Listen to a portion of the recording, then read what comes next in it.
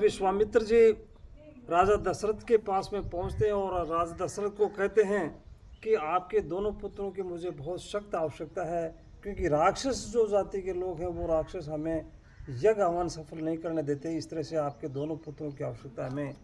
तो राजा दशरथ ने कहा कि मेरे दोनों पुत्र छोटे हैं, अभी तो बड़े पुत्र राम की 16 वर्ष आयु है और ये छोटे छोटे बच्चे हैं और वो बड़े बड़े राक्षस हैं, उनका कैसे मुकाबला करेंगे।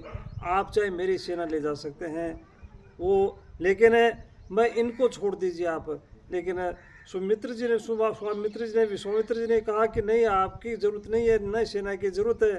तो राजा दशरथ ने कहा कि सबसे ज़्यादा प्राण प्रिय होते हैं, मेरे प्राण भी ले लीजिए, लेकिन दोनों पुत्रों को छोड़ दीजिए आप।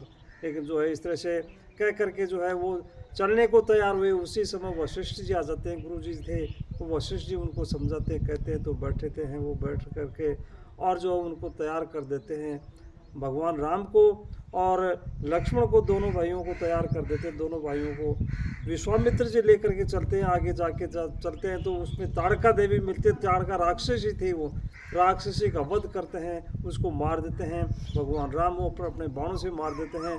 और जो ताड़का के बाद सुबाहु का जो है उसको भी मार देते हैं। और उसका मारिच था, वो मारिच के एक बाण लगाते थे, बाण लगाने के बाद में जो है इस तरह से जो वो 100 योजन कोस दूर चला जाता है। तो विश्वामित्र जी ये सब बात जान रहे थे कि विश्वामित्र जी भी जो है उन राक्षसों को ख़त्म कर सकते थे, लेकिन विश्वामित्र जी ने भी ये था कि भाई राम के इसे ये जो यश जो मिले वो भगवान राम को ही मिले। इस तरह से भगवान राम को ले गए थे वो। अब आगे जाते हैं तो आगे जा कर के जो है इस तरह से चलते जा रहे, रास्ते में जा रहे हैं, तो रास्ते में चलते चलते उसमें क्या होता है कि एक जगह आती है, जगह उसमें जाती है, तो जगह आती है तो उसमें उस जगह पर रुक जाते हैं। भगवान राम पूछते हैं विश्वामित्र जी को, ये जगह तो बहुत अच्छी है और ये इसके सारे के सारे पत्ते सूख गए हैं, ये क्या कारण है। एक तुलसी का पौधा हरा दिखाई दे रहा है इसमें, और वो ये हरा क्यों है, इस तरह से विश्वामित्र जी को पूछते हैं। जब विश्वामित्र जी ने कहा था कि यहाँ की स्थिति अलग है, देखिए यहाँ एक जो गौतम ऋषि एक तपस्या करते थे, यहाँ एक उनकी कुटिया थी और कुटिया के साथ साथ में जब विश्वामित्र जी जो एक उसमें नदी में स्नान करने के लिए जाते हैं तो चले जाते हैं, तो पीछे से उनकी जो एक अहिल्या नाम था उनकी पत्नी का, जो बहुत सुंदर थी वो, और वही कुटिया पे रह जाती है। तो पीछे से जो एक जो इंद्र भगवान जो आते हैं, यानी सारे देवताओं के राजा थे, इंद्र भगवान थे, और उनमें उसकी पत्नी में आसक्त हो जाते हैं, मोहित हो जाते हैं, उसके ऊपर उसकी सुंदरता को देख करके उनकी कुटिया में आ जाते हैं।